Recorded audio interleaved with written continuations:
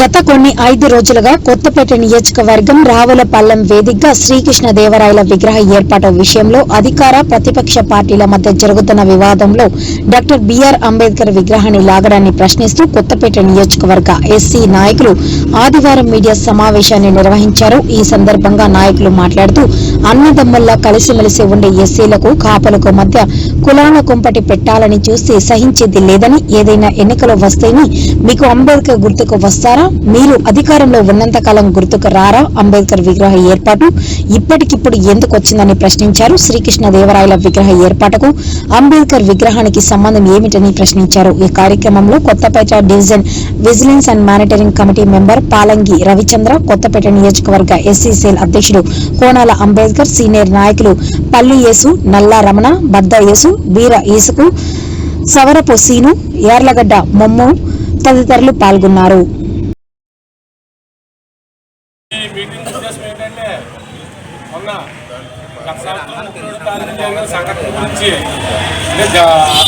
దళిత సోదరులకి వివరం కావాలని మేము నిర్ణయించుకున్నాం, వివరణ ఇవ్వాలని. ఎందుకంటే ఆ పార్టీలో ఉన్న వాళ్ళు కూడా వాళ్ళకు కూడా ఏం తెలీదు. ఏదో రమ్మన్నాడో ఆ రోజు మీటింగ్ కూడా ఉద్దేశం వాళ్ళకి తెలీదు.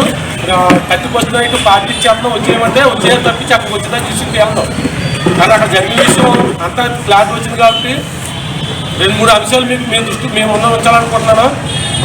సత్యానందం గారికి, జగ్గిరెడ్డి గారికి దళితుల మీద ఉన్న ప్రేమ ఏంటి డిఫరెన్స్ ఏంటో చెప్పాలనుకుంటున్నాను.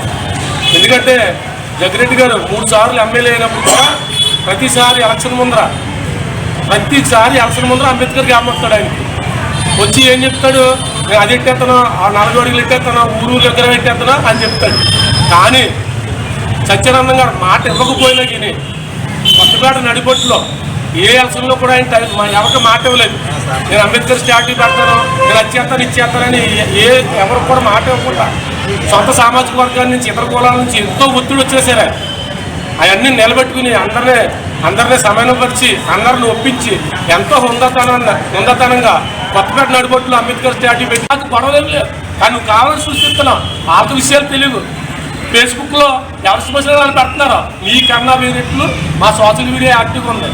మాకు పూలే పేరు బీసీ కమిటీలు కట్టేస్తాడు.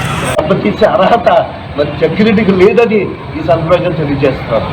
అలాగే మిత్రులారా, అలా వెళ్తున్నప్పుడు అతను వెళ్తున్నప్పుడు అంబేద్కర్ గారి విగ్రహాన్ని చిత్రపటాన్ని పట్టివలసిన అవసరం ఎందుకు వచ్చిందని అడుగుతున్నాను నేను ముఖ్యంగా. ఎందుకంటే ఇది మా కులాల మధ్య చిచ్చు పెట్టడానికి నువ్వు పెట్టే ఈ ఫోటో పట్టి పద్ధతిగా మమ్మల్ని వెళ్ళమన్నారు కనుక పద్ధతి ఉంది.